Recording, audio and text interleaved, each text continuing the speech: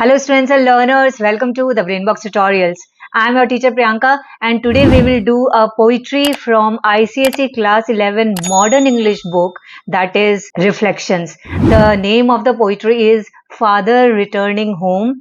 It is written by Dilip Chitre. So see, here is the pic of Dilip Chitre. He is no more now. He has died in 2008 or 2009.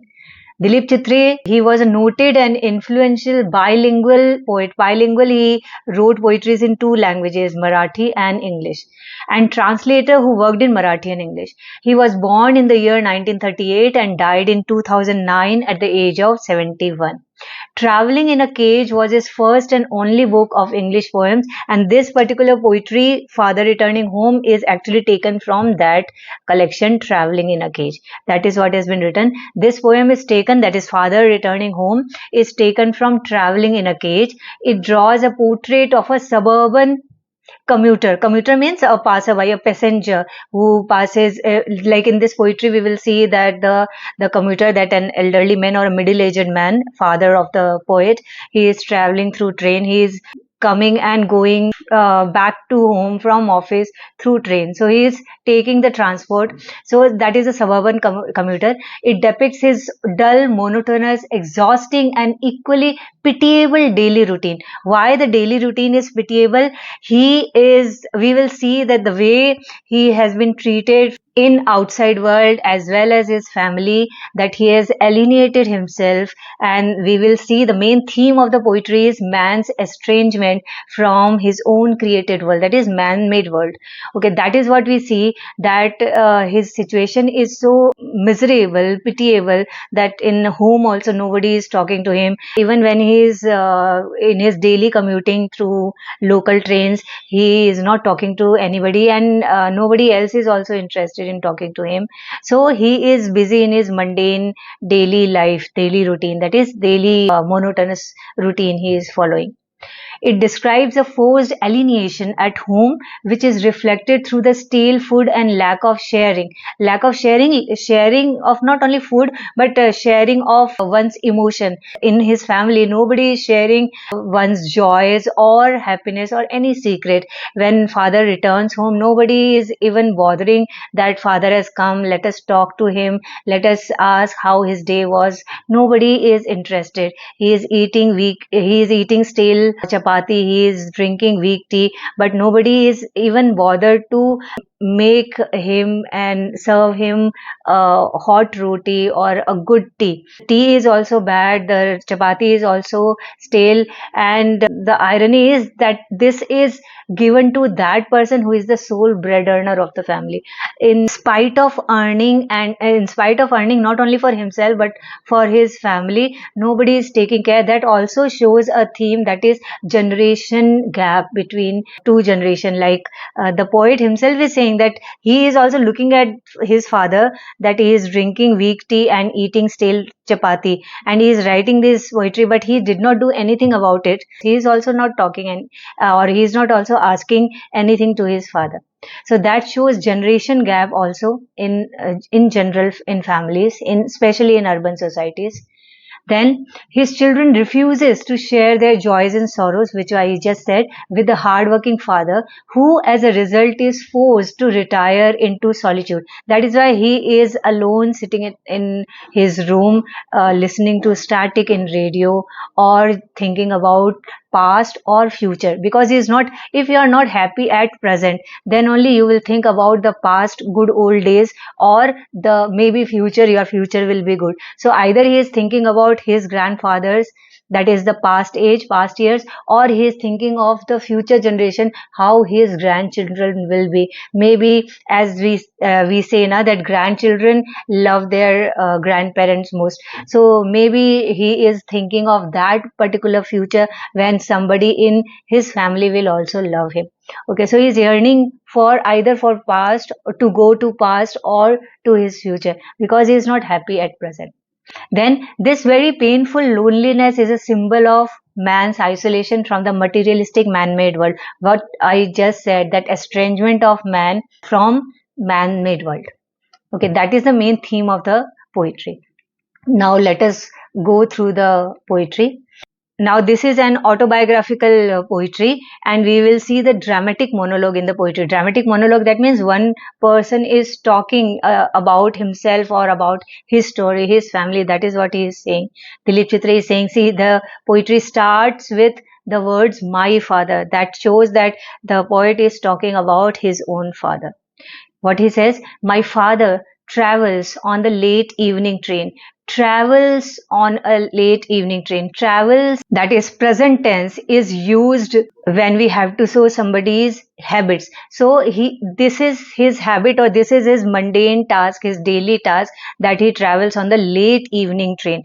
Late evening train, that means he is returning home from office, and late evening, that means he works very hard. That is why he always gets late, and he catches the late evening train. Okay, that shows how hardworking his father is. And this is his daily task. That is why he travels on that. That means it is his daily task. It is the habit. Travels on the late evening train, standing among silent commuters in the yellow light. In the yellow light, because it is evening time, so obviously light is not bright and white, so it is yellow light. That means dim light. And silent commuters. Commuters are all other passengers who are there in the local train, in the train.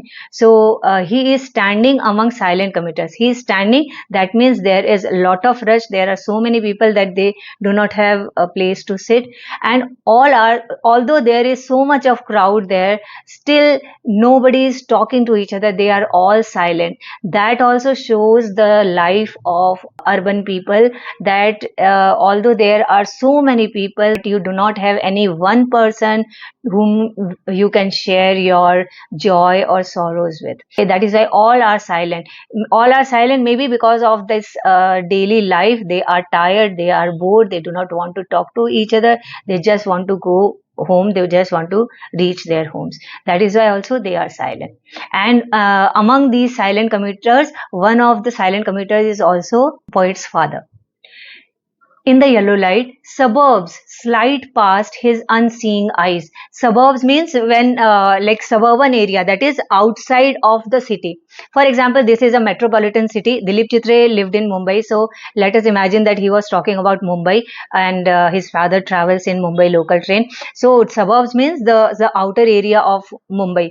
So suburbs slide past, that means the train is moving really fast. So all the areas, suburbs are passing his unseeing eyes. Unseeing eyes, that is an oxymoron used here. Eyes would obviously be seeing. Unseeing eyes means he's not blind. So why the eyes are unseeing? Because he is so used to this travel all day, twice a day he travels in the same route. So that is why he is unseeing it. That means even though all the suburbs, all the scenery are passing by, he is looking at them. Still he is not keen to observe properly. He is not actually looking. Maybe he is just, his eyes are just looking at those scenery outside the train, but he is thinking something else. That is why also we call unseeing eyes. Or maybe he is used to this scenes. For years he has been traveling in the same route. That is why the eyes are unseeing it, unseeing all the scenery.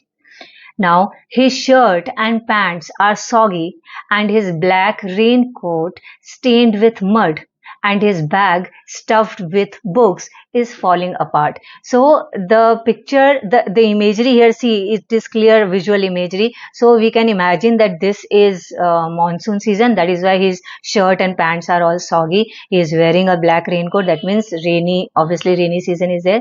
And the black raincoat is stained with mud. Okay, his bag stuffed with books. So his father worked in a periodical named Abhiruchi, and so that is why the bags are stuffed with books. That means some kind of a magazines or books are there, some papers are there, and that is also falling apart. So nothing is going right at that particular moment in his father's life. His father is not talking to anybody. That means all other passengers are also silent. So he's feeling lonely, he's alone, and he is bored of his daily mundane task. That is why he is unseeing all the scenery passing by. He is so tired, still he is standing. Okay, and his shirts and pants are also soggy. Raincoat is also stained with mud, and now his bag, that is also falling apart. That means wo bhi phat gaya. Okay. Then his eyes dimmed by age. Dimmed by age, that means he's middle-aged man or maybe an elderly man. His eyes dimmed by age, and that is why he cannot see properly, fade homeward through the humid monsoon night. See here clearly mentioned that it is monsoon night, humid, that is why humidity is there. His eyes dimmed by age, fade homeward, that means the eyes are keen to go homeward. So the eyes are looking at the direction where home is. They want to go, they want to reach home. The eyes want to reach home. That is why, that means the person is going, the person wants to reach his home as soon as possible. Now I can see him getting off the train. Now the poet sees that the, obviously poet does not see, poet is imagining that now my father is, the station has come, now my father is alighting off from the train, so he is getting off the train. Now see, such a beautiful phrase has been said, like a word dropped from a long sentence.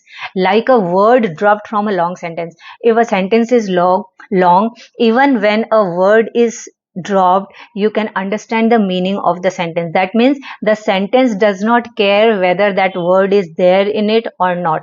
Okay, it does not care about that word. Similarly, the person, that is his father, Dilip Chitre's father, his life is as if nobody cares about him. He gets off the train, but the train and all other passengers obviously do not care about one person alighting from the train. It is like a word dropped from the sentence. The sentence is still not affected by the dropping of that word. Similarly, the train or the commuters there inside the train are not at all affected by his father getting off the train. Okay. He hurries across the length of the grey platform, crosses the railway line, enters the lane. His chappals are sticky with mud, but he hurries onward. These three lines show that the person wants to go to home so fast, maybe because when we read this sentence, we feel that the person, somebody is waiting for him, or he is getting late, or he must have promised somebody that I would come at this time, and maybe he has become late, so he is hurrying homeward. So he hurries across the length of the grey platform. Grey platform, the word grey has been mentioned here just to show the dull environment. Okay, the dullness in his life, the dullness in all other scenario. Okay, so that is why grey platform.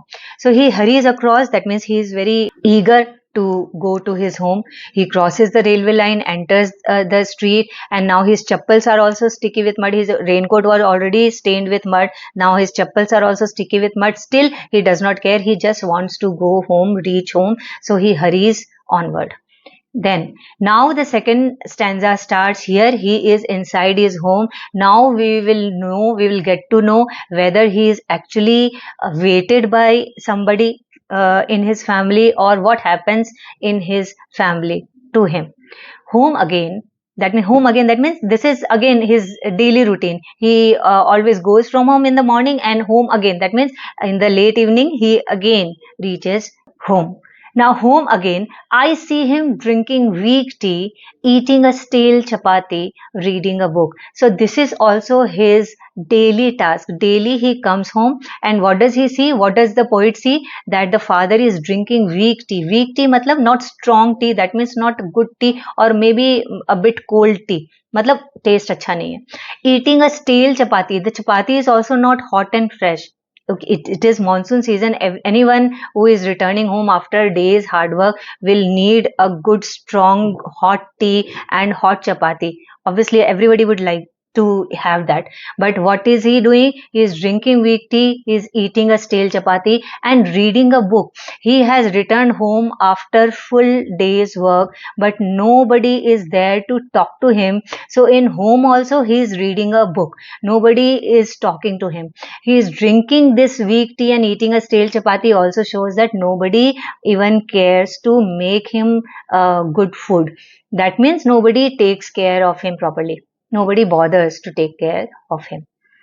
He goes into the toilet to contemplate. Now the person that is his father, he can also feel all these things, his isolation in the family itself, the gap which has come, the way his own children are treating him, he can also feel that. And any person who a human being will have those, he will have those emotions, that he will not feel good about it. So he does not show it in front of others. Maybe nobody does care about this person's feeling, still he does not want to show those feelings in front of others. So he goes to toilet to contemplate. Contemplate means deep thoughts. So he's thinking, he's meditating. Contemplation is meditating, but he is not meditating, he's thinking deeply, that what has happened to my life, or what is happening in this life, how they are treating or whatever, but he is thinking alone. He needs a space where nobody can see him, that he is getting emotional. So that is why he goes to toilet to contemplate what is happening in my life. Now, man's estrangement from a man-made world, this is a very strong line, and this is the theme of the poetry. Man's estrangement, that is alienation from a man-made world. Man-made world, this world is man-made, and how man has estranged himself from this world. That means even the outside world or the family is not bothered about him at all. They do not care about him. So he is contemplating about this. Now he comes out of the toilet. Coming out, he trembles at the sink. He trembles at the sink, not because he is very old and he cannot walk, that is why he is trembling, because he was in such an emotional state. He has just contemplated about his condition in the toilet. He was thinking about all these things. So still those feelings, those emotions are going on in his mind. So when he comes out from the toilet, still he is affected by those feelings. So he trembles, he shakes a bit. That shows that he is emotionally become weak suddenly because of thinking all these things. So at the sink, he trembles. The cold water running over his brown hands, because we all are brown people, Asian people are brown, so brown hands. A few droplets cling to the graying hairs on his wrist. His hairs on the wrist, that is on hand, are graying. That means he is now aging. Graying hair shows the age of a person, that is hairs are also graying, and that is why nobody in family is sharing anything with him. Now, that is what has been mentioned about his children. Now, surprisingly, the poet is talking about his father, and then he says, his sullen children. So, obviously, he is also one of those sullen children, and children shows that he is not the only one, but he has many other siblings also. So, all the siblings, all the children of this father, his sullen children. Sullen means whom they do not care about somebody else's feeling. They are sulky children. So his sullen children have often refused to share jokes and secrets with him. Jokes means any good moment, any funny moment, any fun moment happening in family or with in their lives. They will not share it with their father. And secrets we always share with our very closed one. So that means they even do not consider their father, who is doing so much of hard work only for their life, only for betterment of their life. Still they are not sharing any kind of a secret or jokes with him. That means they are not at all close to their father. So now what will he do? If nobody is talking to him in his family, what will he do? He will now go to sleep. Even though he is not feeling sleepy, but he will now go to his room to sleep. Listening to the static on the radio. Listening to the static on the radio, that means he does not have a good moment even when he wants to listen to some good music on the radio, because on the radio also he will listen to the static means when the frequency is not matching properly, so a kind of a harsh sound, a very shrill sound comes, that is called static. That means the voice is also not clear, unclear voice on the radio he would be listening. Still he is making that radio on, he is not turning off that radio, and the reason is that he cannot bear the silence silence in the home, that nobody is talking to him even in the home. When he is outside of the home, also nobody is talking. When he is inside his home, still nobody is talking. His children are not talking. His children do not care about him. So he cannot bear that silence in his own home. So that is why he just turns on the radio, whatever is coming on that radio, even though that radio, the voice in the radio is not clear, it is unclear, static, still he keeps that on, the radio on, dreaming of his ancestors and grandchildren. What is he dreaming of? His ancestors, that is his past age when his grandfathers or great grandfathers were there, and grandchildren, that means his future. When do you think about your past or your future? When you are not happy in your present. That is what is happening to poet's father. He is not happy in his present. That is why either he thinks of his past or he thinks of his future, his grandchildren. Thinking of nomads entering a subcontinent through a narrow pass. This is depiction from nomads, that is Aryan coming from Afghanistan through Khyber Pass. So how nomads entered a subcontinent through a narrow pass. Why is he thinking? He must have come from his native village to this urban city for life, for betterment of his life. But how he has not been successful, although he may have been successful financially, but he has lost his joys of the family, which a person longs for. A person works hard, a person invests all his energy and life just to see his family, his children happy. And that is what he is not getting. His children are not talking to him. So he either is thinking about the ancestors, that is of past, or about his future, because he is not happy in present. And he is thinking of nomads entering a subcontinent through a narrow pass. That is, maybe through this the poet wants to say that he is thinking of his own life, that he has also come from his native land and has settled here, but his life has now totally changed.